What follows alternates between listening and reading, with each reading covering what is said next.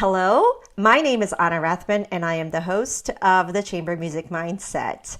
Welcome back to those of you who join me on a week-to-week basis, and welcome to those of you who are joining us for the first time. This series, the Chamber Music Mindset series, is not so much about music as much as it is about finance. It is about the markets, the economy, and geopolitics. It's everything that is happening around us that could be very confusing, but are still important. I think it's important for all of us to understand what's going on around us.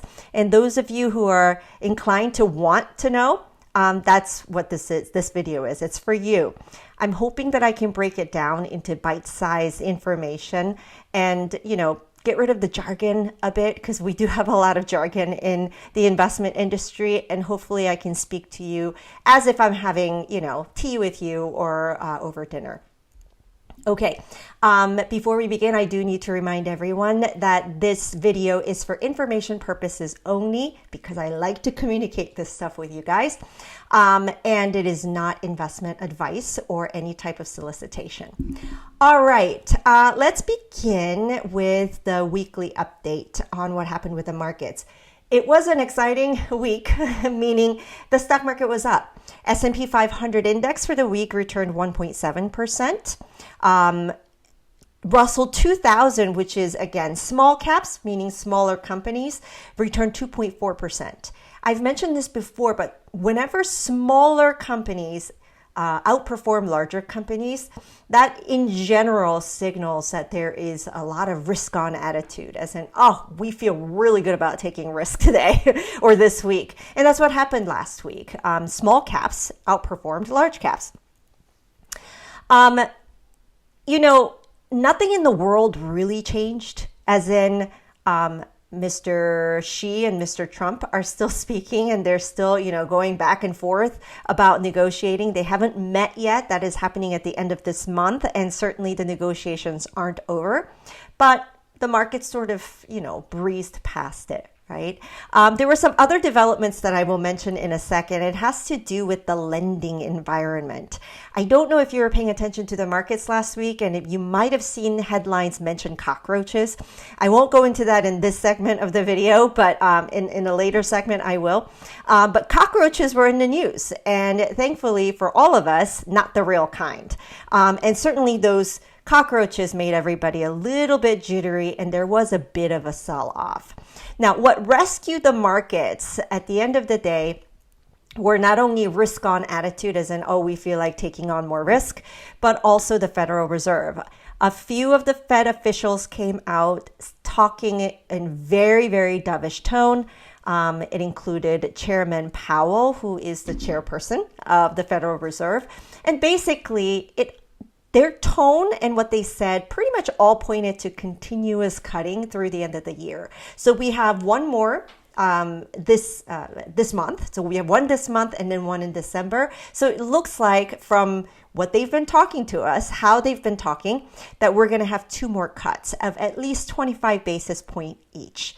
That means September, October, and December combined, we may be seeing 75 basis points or 0.75% rate cut. That's pretty significant. That means the Fed is seeing some weakness in the labor market, that they, I don't want to say they're nervous about it, but they're definitely paying attention to it. And this made everybody super happy, because lower interest rates also means, easier business conditions for smaller companies that actually are much more sensitive to interest rates, because they tend to borrow at what we call floating rate loans. And if the rates go down, that is exactly what they experience, a lower borrowing cost. So another reason for a risk-on week. There's no guarantee that this will continue, but certainly for an October that has a reputation of being a pretty volatile, it has been pretty good. We still have some time left in October, so I don't want to speak too soon or jinx anything. But so far, the risk-on attitude has been additive to the stock market. Okay, so let's get those cockroaches out of the way. They're quite unpleasant. What do we mean by cockroaches? Well, last week, the big banks started their earnings process, earnings reporting process. And when I say big banks, there are banks like JP Morgan, Morgan Stanley, Bank of America, Citigroup, Wells Fargo, et cetera, et cetera. And frankly, they had a really good, in general, very, very good earnings, reporting week. Earnings were great. They had really great news, knocked it out of the park. Even, banks like Wells Fargo that have had a really rough few years, same with Citigroup, they actually came out and actually made investors really happy. So, it was a successful run for the banking sector. And then what happened? Well, I believe it was Tuesday, JP Morgan was on an earnings call. And in the middle of it, they had to discuss this thing called Tricolor. You might have heard of it if you pay attention to the financial headlines. It's a subprime auto lending company that went bust. And JP Morgan had exposure to it to the tune of $170 million. And because it went bust, they had to write it down. So it was, it went to zero. And, because it's an earnings call, they talked about it. And you know what? These things happen. It's a drop in the bucket for JP Morgan. Investors didn't really make a huge deal out of it. But he was asked the question, Mr. Diamond, about their process, do you think you can avoid something like this in the future? He admitted that it wasn't their finest moment. These things happen. But then he said, when these things happen, my antenna goes up. When you see one cockroach, there's probably more, right? So in this case, that one cockroach is Tricolor.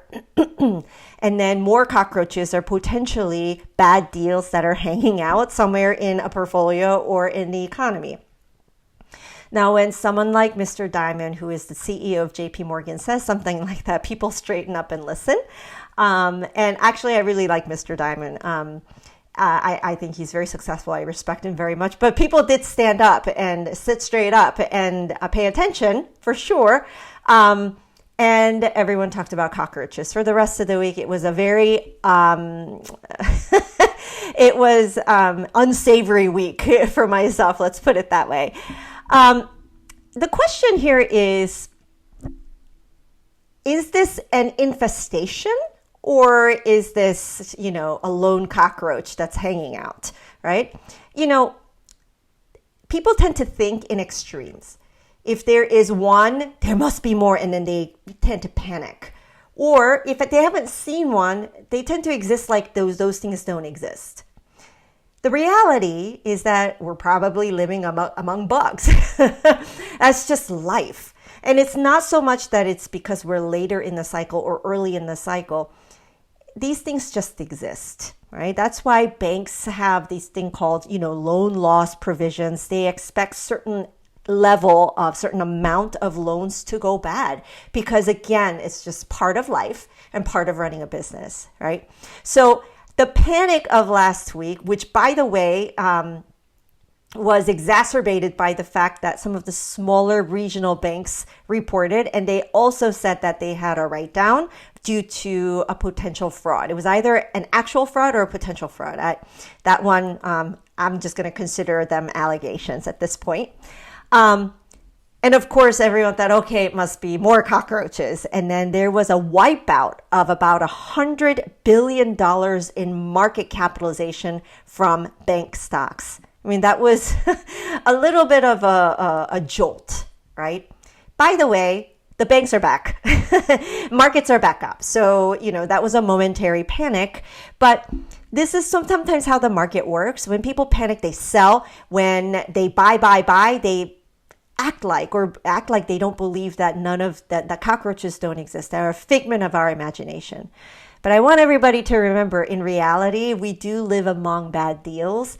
The key is to not own them in your portfolios. So, my business is investing. I choose investment partners that actually do due diligence. I also do due diligence on these things so that we are careful to select deals that are good and that will provide returns for our clients. There's no guarantee in life, of course, but we shouldn't be thinking that there's a mass panic and everything looks like a cockroach to us, or that cockroaches don't exist. We need to accept the fact that sometimes cockroaches do appear once in a while in life. So the panic last week was clearly overdone because this week a lot of those stocks are back up and running. And so far, it's been sort of a risk-on attitude. I'm actually recording this on Tuesday instead of a Monday. Risk-on attitude on both days for in general. So maybe next time let's use mice, because I think they're a little bit cuter. They're just as gross, but they're a little bit cuter. Maybe they're not bugs, they're mammals. I have a mouse story, which I will not tell. But yeah, Mr. Diamond, maybe next time let's stick with mice. Another significant thing that happened last week was actually a continuation of something that happened Friday prior. And basically, it was about China and U.S. and how the negotiations were not going very well. So if you remember from my previous video, I talked about the sell-off on Friday, October 10th, and how, October 10th, and how that actually was from President Trump coming out and saying that the negotiations are not going well, and that he has no reason to meet with Mr. Xi and negotiate. Because that meeting between those two presidents was very much looked forward to, and it would have been a symbol of progress between the two countries in the negotiation process and hopefully the tariffs coming down, right? But it went the other way. And Mr. Trump then said, we're going to put another 100% tariffs on top of what we already had, effectively taking the tariffs to around 145%. That is unsustainable, right? But that's just putting pressure on China. So what did China do? They put, unexpectedly, it caught everybody by surprise. They thought they had put rare earth minerals negotiation behind them, but suddenly they came out and actually restricted the controls even more.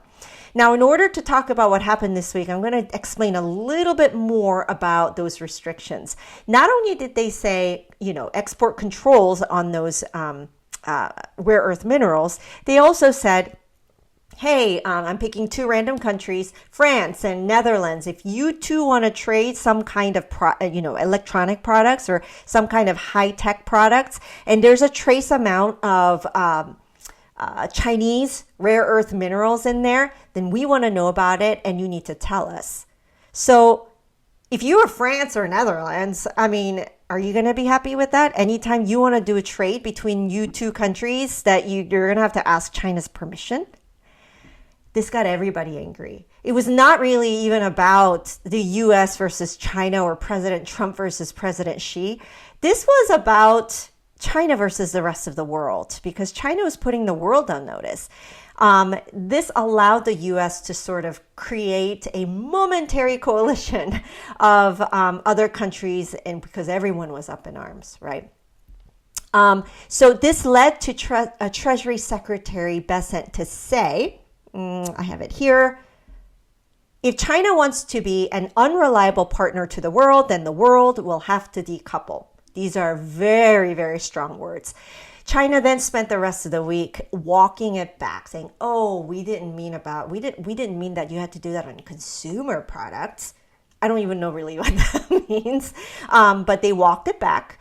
I believe they also had bilateral conversations with some of the countries that are big partners with China. I would think Germany, right? Outside of the U.S., and then accused the U.S. of exaggerating everything. Okay. This is sort of par for the course in international discussions.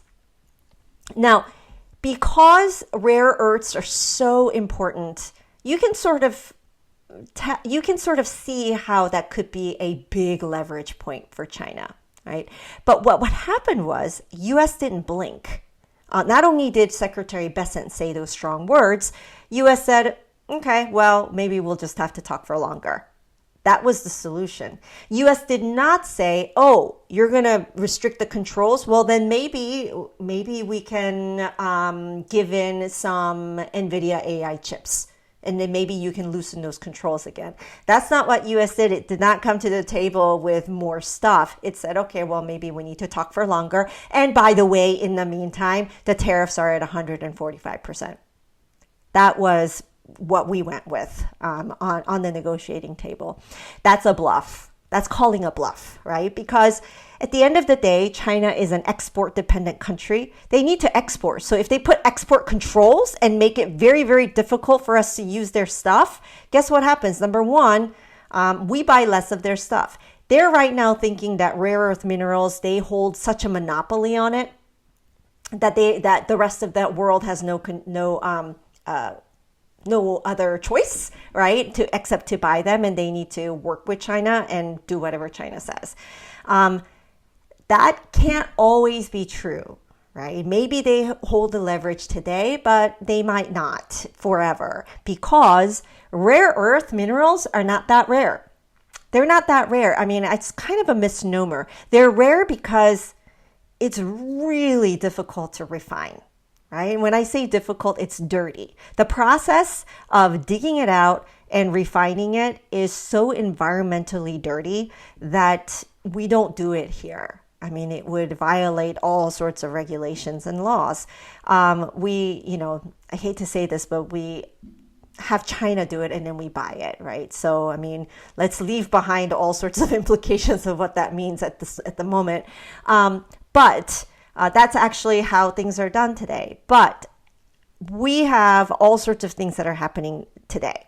So there are companies in the United States, in Canada, and in Australia that are actually exploring for rare earth minerals, as well as coming up with cleaner processes for refining those minerals for use. So that, number one, that is happening. It won't happen tomorrow. It won't happen in 2026. It'll take a few years, but in time, it's not going to be so rare anymore where piles and piles of them are only in China, right?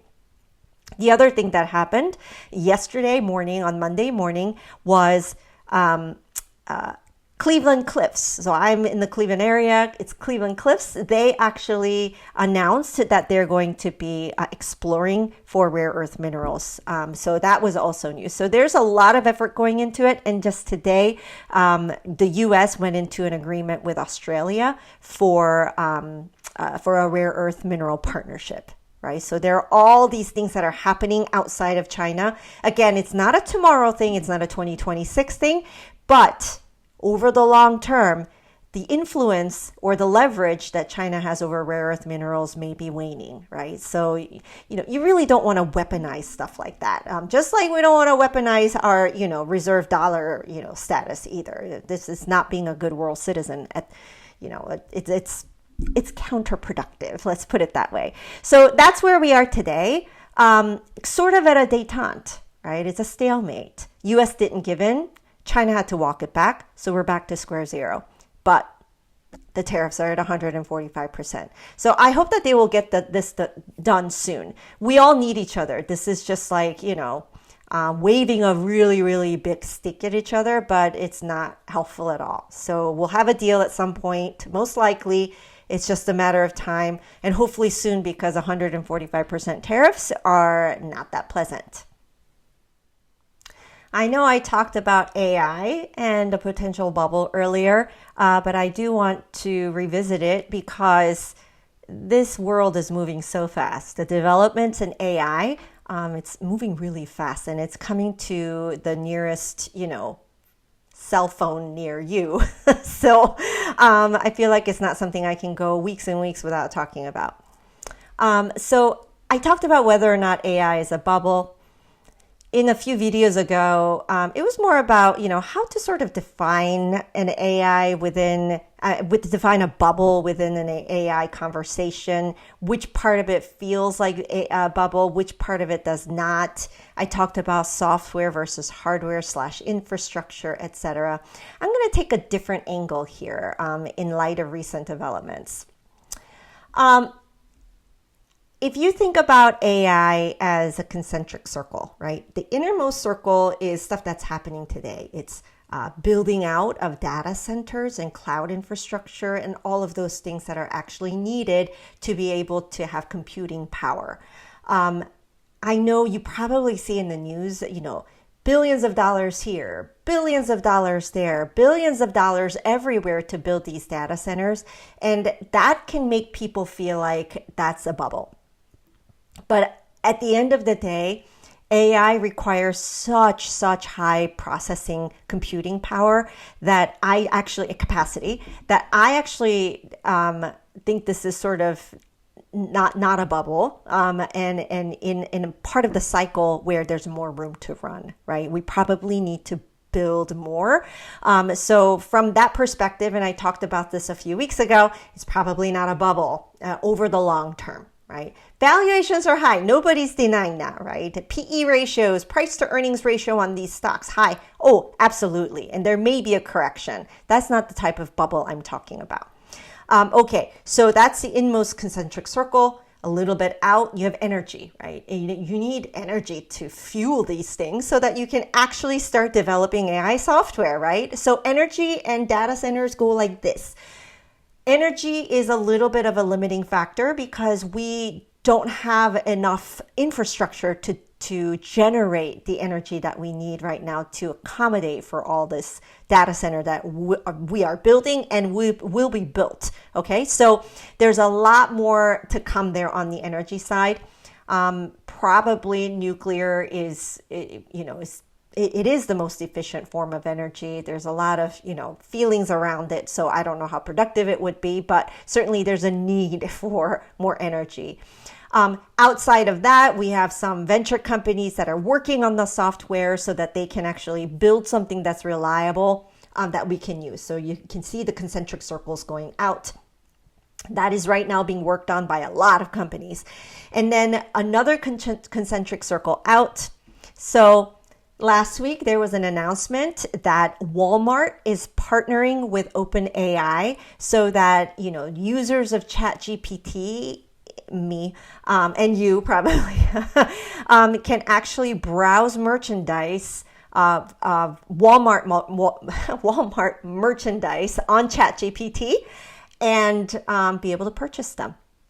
So this is ChatGPT, and ChatGPT's been talking about this for a little bit. Walmart's a big agreement, right? Because Walmart is a large company. It is everywhere. So many people utilize it, right? So being able to purchase it through ChatGPT rather than the Walmart app or whatever, that's a big deal.